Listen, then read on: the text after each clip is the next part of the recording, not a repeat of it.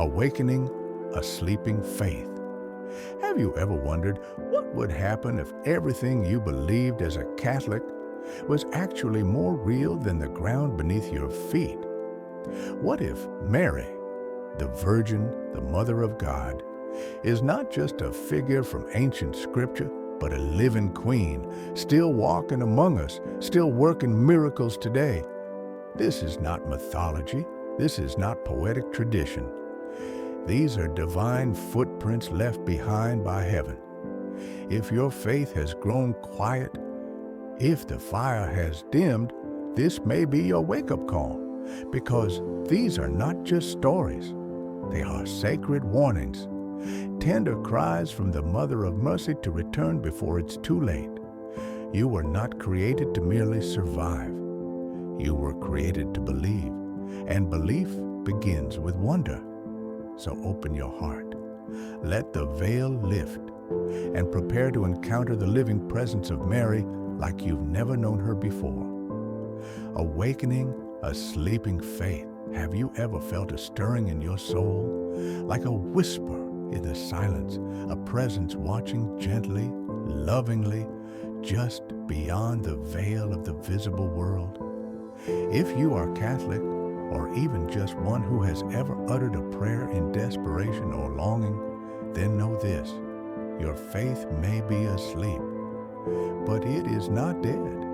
It is merely waiting to be awakened by something greater than reason, something sacred.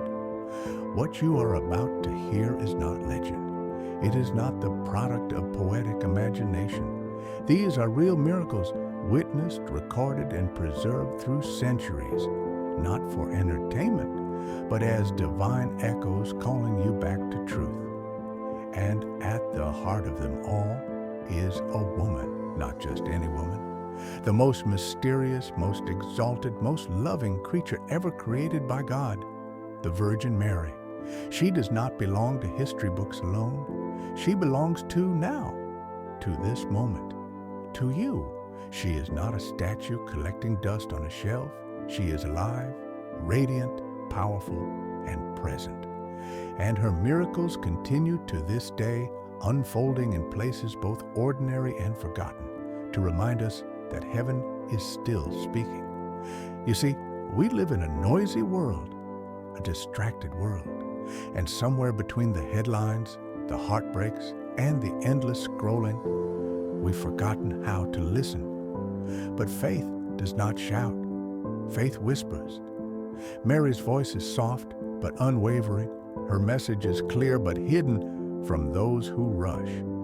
And she is calling not to your ears but to your soul, because something has gone to sleep in many of us. The sense of wonder, the reverence for mystery, the childlike belief that God can touch the earth and leave miracles behind. But these stories, they are not just stories. They are invitations, reminders, warnings. And if you have even a mustard seed of faith still buried in your heart, this is your chance to feel it pulse again. Let go of your doubts. Set aside your skepticism.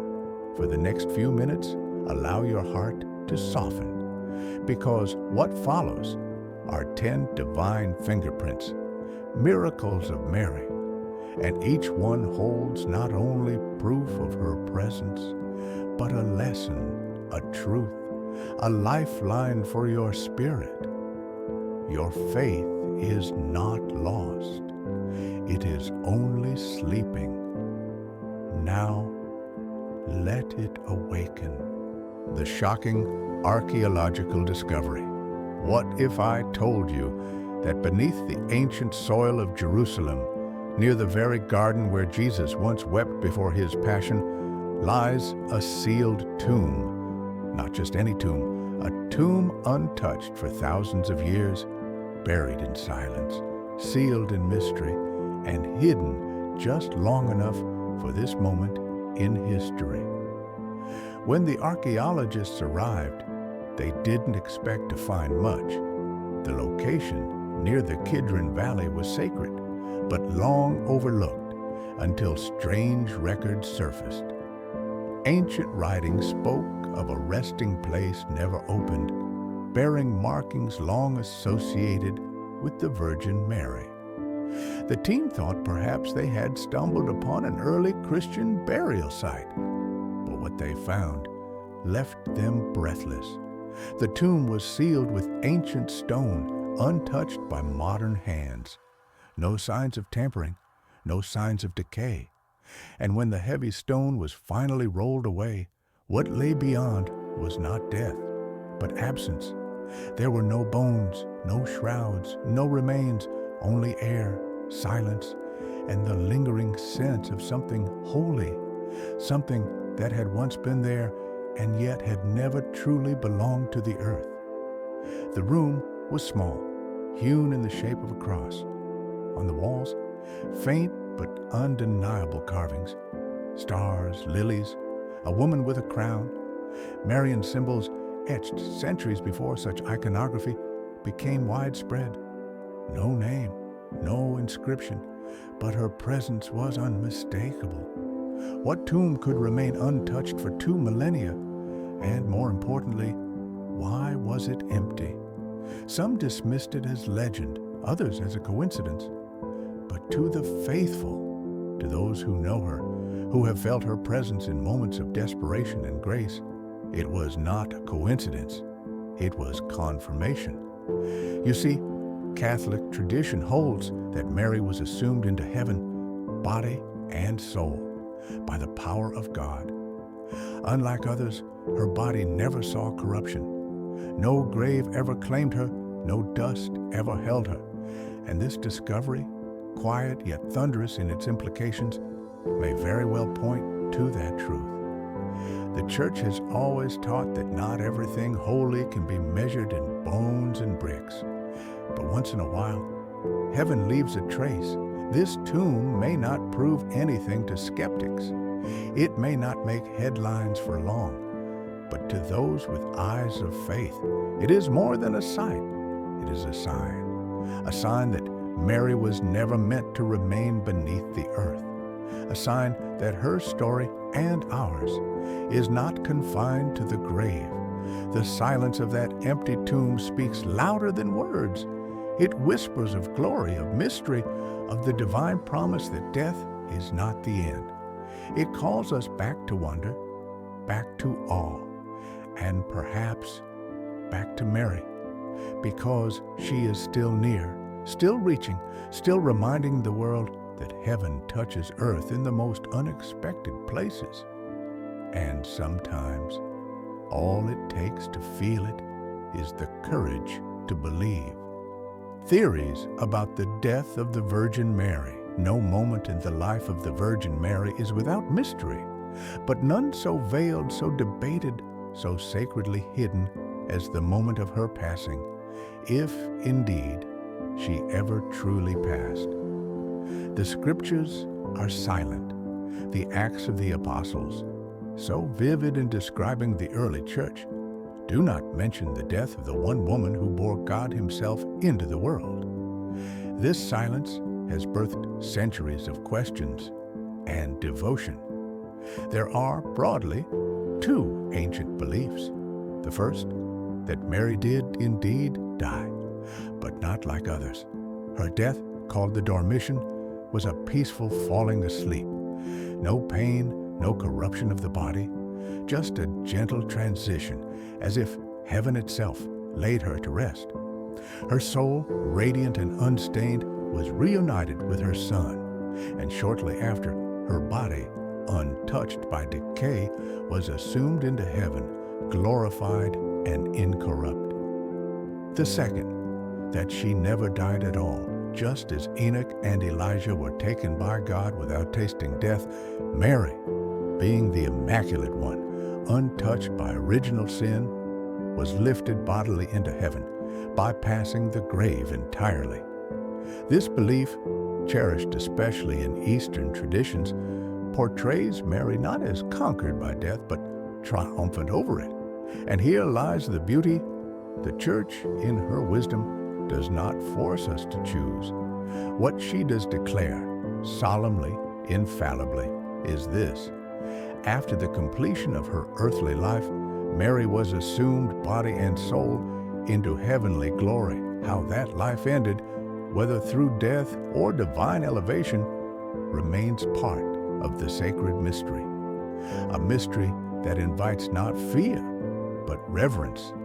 For perhaps the absence of a clear ending is the most fitting tribute to her purity. Her departure from this world was so holy, so unique, that even history dared not record it with certainty. And so, as we walk the thin veil between time and eternity, Mary's story does not end in death. It ends in glory, a foretaste of what awaits all who remain faithful. For in Mary, we do not only see the Mother of God, we see the destiny of the church. We see hope lifted high. The empty tomb, heaven's silent witness. Imagine this. Deep beneath the sacred soil of Jerusalem, near the shadow of the Mount of Olives, lies a tomb, carved from ancient stone, sealed for centuries. A tomb that legend claims once held the body of the most blessed woman to ever walk the earth, the Virgin Mary. But when this tomb was opened by archaeologists, theologians, and seekers alike, it was empty.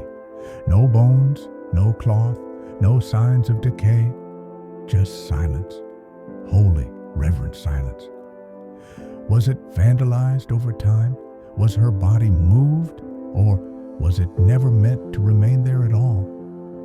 For centuries, pilgrims have journeyed to this site in the Kidron Valley, a place revered by both Eastern and Western traditions as the resting place of Mary. Some have knelt, wept, and prayed within its cold stone walls, sensing not absence, but presence, because this emptiness speaks. It whispers a truth too holy for history books. It declares a mystery too sacred for science to pin down. And just like the empty tomb of her son, the silence left behind echoes something beyond death.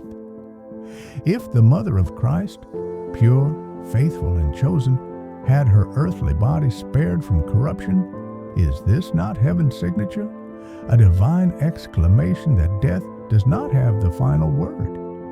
The empty tomb is not proof in the way the world demands. It is something greater, a sign to the heart, a summons to the soul. And if you listen closely in the stillness, you might hear it too, a whisper from eternity. She is not here, for heaven could not leave her behind. In that empty space, faith is awakened, questions are stirred, and devotion deepens. The tomb is empty, not by accident, but by design. Heaven left it behind as a quiet monument to glory. Why the church took 2,000 years to declare the Assumption? Why did it take the Catholic Church nearly 2,000 years to formally declare that Mary was assumed body and soul into heaven? Surely such a divine moment, if true, deserved immediate proclamation. So why the delay? The answer lies in the nature of faith itself, how it breathes, matures, and reveals its deepest truths, not in haste, but in divine timing. From the earliest centuries of Christianity, belief in Mary's Assumption was not absent. It was simply organic, passed from heart to heart, whispered in sacred tradition, and lived in quiet devotion. No bones of Mary were ever found. No official shrine claimed to hold her remains. And among the early church fathers, there was reverent silence, not because they doubted, but because they dared not speak hastily of what heaven itself had veiled. But Mary's presence was everywhere. In the East, the feast of the Dormition celebrated her peaceful passing and her being taken into heaven. In the West, faithful Christians honored her as the Queen assumed into heaven. The belief was not forced, it was felt. It grew like a flame passed from candle to candle until it lit up the entire church. Still, it remained unofficial, unspoken in doctrine, until the world was ready. By the 20th century, the world had seen two great wars, unthinkable violence, and the dehumanizing of the body. Faith trembled, hope cracked, humanity began to forget its dignity, and in that dark hour, the church spoke, not just to theologians, but to the broken-hearted of the world. On November 1st, 1950, Pope Pius XII stood before the faithful and declared ex cathedra that the assumption of Mary, body and soul into heavenly glory, was a dogma of the Catholic faith. It wasn't a new truth, it was an eternal one finally spoken. Why then? Because the world needed to be reminded that the human body is sacred, that holiness is not abstract, that our destiny is not dust, but resurrection. Mary, the lowly handmaid, was now revealed as the first fruit of what God desires for all of us. Glorification, not decay. Heaven, not the grave. The delay was not hesitation. It was preparation. God waited until the moment when such a truth would shine brightest, when humanity needed a mother not just of compassion, but of promise. The assumption was not declared for Mary's sake. It was declared for ours, to awaken hope, to restore dignity, to remind the church that where she has gone, we may follow. She was raised not just in spirit, but in flesh. Because the God who created our bodies has no desire to discard them, but to transform them in glory. And that, above all, is why the assumption matters now more than ever. A sign of our own resurrection. What does Mary's assumption truly mean for us? Is it merely a reward given to her alone? Or is it a prophetic sign, a holy whisper of what awaits those who walk in faith?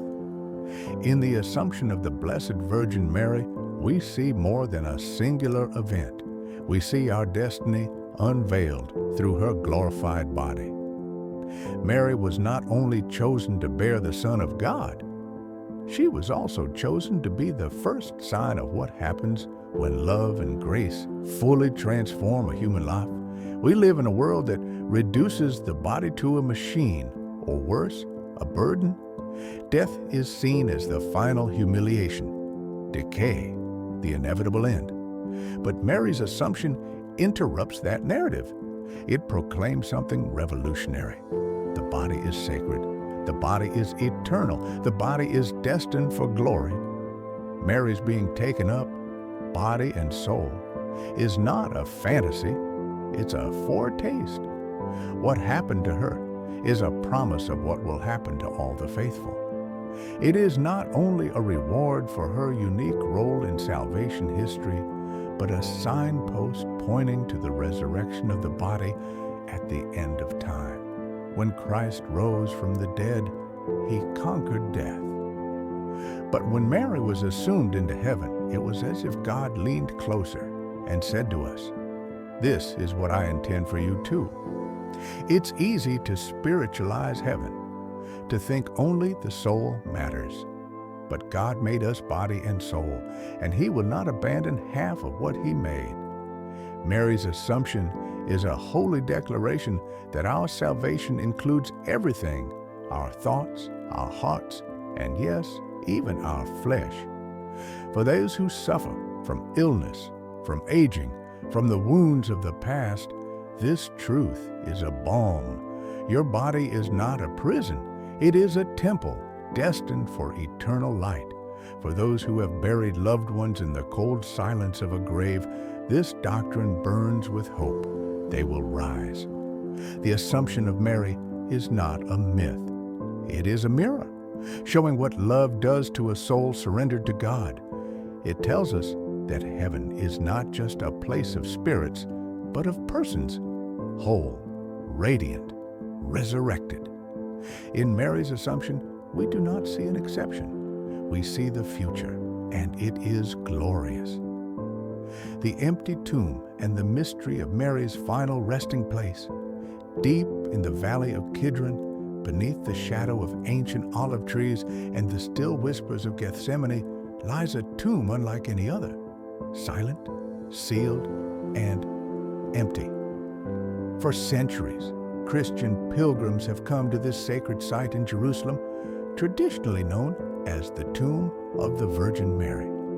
Its stone-carved entrance, worn by devotion, leads not to relics or remains, but to absence. There is no body, no bones, no trace of decay, only silence, the kind that echoes with holy mystery. This emptiness speaks. Unlike the tombs of saints and martyrs whose relics are venerated across the world, the final resting place of Mary offers no such remains. Some say she died and was taken up. Others claim she never died at all, but all agree on one thing: the tomb is empty. Is this absence evidence of her assumption? The Church has never defined the precise details, only the truth. Mary was assumed body and soul into heaven. But the location of her final earthly breath remains cloaked in mystery, shrouded in tradition, and veiled in divine secrecy. Some Eastern traditions point to Ephesus, where St. John is said to have cared for her in her final years. A house still stands there, quiet and revered. Others maintain Jerusalem, close to the Mount of Olives, where this enigmatic tomb rests in stone silence. No discovery, no archaeological proof, only holy speculation and profound reverence. But perhaps this is not a flaw in the story. Perhaps it is the design. The absence of Mary's body may be God's final signature on her life, not hidden to confuse, but veiled to inspire. For in the mystery, faith is invited. In the silence, hearts are stirred. In the empty tomb, the Church does not mourn. She marvels. This empty tomb does not speak of death. It proclaims glory, theological meaning, and the Church's declaration of the Assumption. If Mary's earthly tomb is empty, then where is she? And why does it matter? For centuries, the faithful pondered this question, not merely out of curiosity, but from a place deep in the heart of Christian theology, a yearning to understand what God was revealing through the life and destiny of the Blessed Virgin Mary. The Assumption of Mary is not merely a tradition, it is a proclamation of hope. The Church, after centuries of veneration, theological reflection, and spiritual discernment, made a solemn and definitive declaration. On November 1st, 1950, Pope Pius XII, speaking ex cathedra, issued the dogma of the Assumption in his Apostolic Constitution Munificentissimus Deus. He declared, "The Immaculate Mother of God, the ever-Virgin Mary, having completed the course of her earthly life, was assumed body and soul into heavenly glory." This declaration was not made lightly. Before issuing the dogma, Pope Pius XII consulted over 1,000 bishops worldwide. An overwhelming majority confirmed that this belief, Mary's bodily assumption into heaven, was not only universally held, but had been a live truth in the heart of the Church for centuries. It had been preached, celebrated in liturgy, honored in sacred art, and whispered in the prayers of saints and sinners alike. But what does this really mean?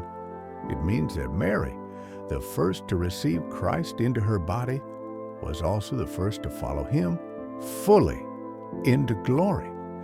She did not leave behind a body to decay. God, in his perfect justice and mercy, granted her what we all hope for, resurrection, not at the end of time, but at the end of her earthly life. Her assumption is not just about Mary, it is about us. She is the first fruit, a sign of what awaits all those who live in Christ. If Mary was taken into heaven, body and soul, then so too will be those who die in grace. Her glorification is the church's deepest prophecy of the resurrection of the body and eternal life. Theologically, this also affirms Mary's unique role in salvation history. She is not merely the mother of Jesus, she is the new Eve, the ark of the new covenant, the mother of the church. And just as the ark of the old covenant was revered and hidden away in holiness, so too Mary was assumed into the eternal Holy of Holies. But there is more, something deeply intimate.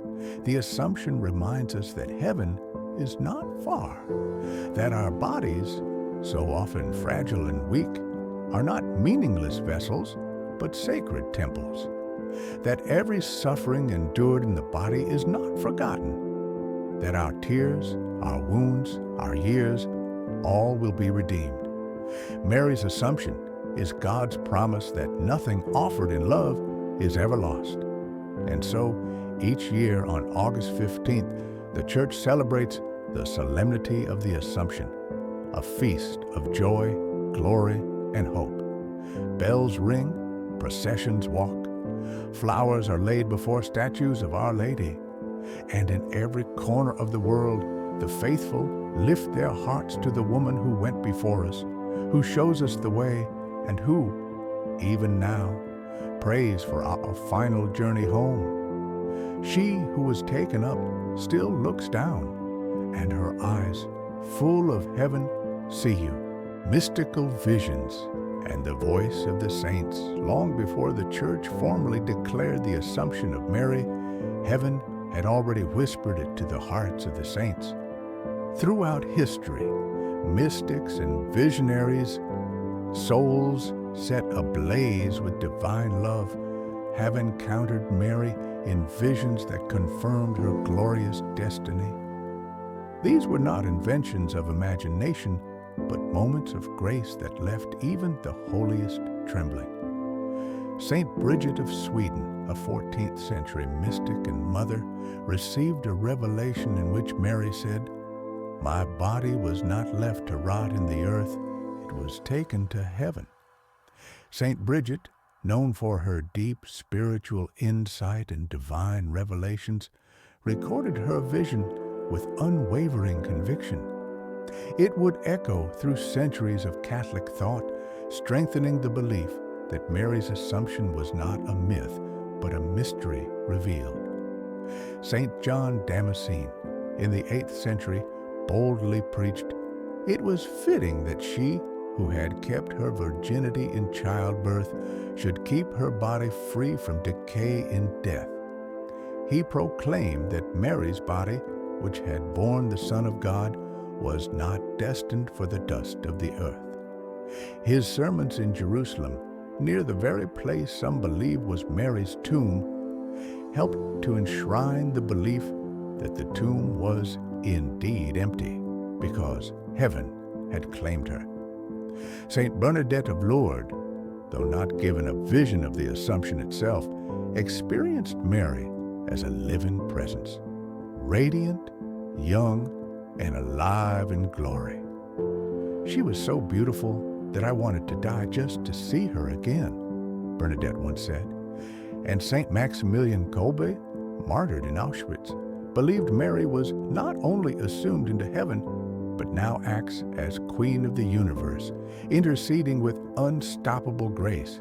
He called her the Immaculata, and believed that wherever she is, miracles follow. Each vision, each word, each experience points in one direction, upward. Mary is not a figure of the past.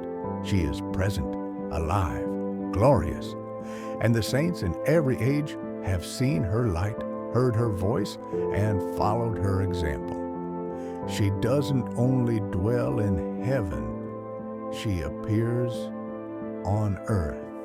And when she does, she leaves behind miracles, conversions, and hearts awakened from slumber. Why this matters to you? You may be wondering, why does it matter whether the Virgin Mary was taken into heaven body and soul. What difference does it make in your life, your struggles, your faith? The answer is simple, yet eternal. Because Mary's Assumption is your promise too. She is not only the mother of Jesus, she is your mother. And what God did for her, He desires to do for you. In a world where everything fades, youth, beauty, strength, even life itself, Mary's Assumption is a defiant cry against despair. Her glorified body in heaven is proof that our suffering is not the end, that our bodies matter, and that our souls are destined for something far greater.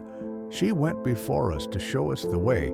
Every time you mourn, struggle, or fear death, remember, Mary has already crossed the threshold. She knows the way through, and she is not waiting in heaven in silence. She is interceding, guiding, loving right now. Her assumption is a declaration. Heaven is real. The body will rise. Love does not die. This truth is not distant. It is not abstract. It touches your every breath. Because if Mary can be raised, so can you. If she can be glorified, so can your story. The Assumption is not a doctrine to memorize. It is a path to walk. And Mary, ever the gentle mother, reaches out her hand to walk it with you. A silent tomb, a living promise. A tomb was found, sealed for centuries, yet empty, not with absence, but with meaning. For in that emptiness echoes a truth the world longs to hear, that death is not the final word, that love endures beyond the grave, that heaven is real and waiting.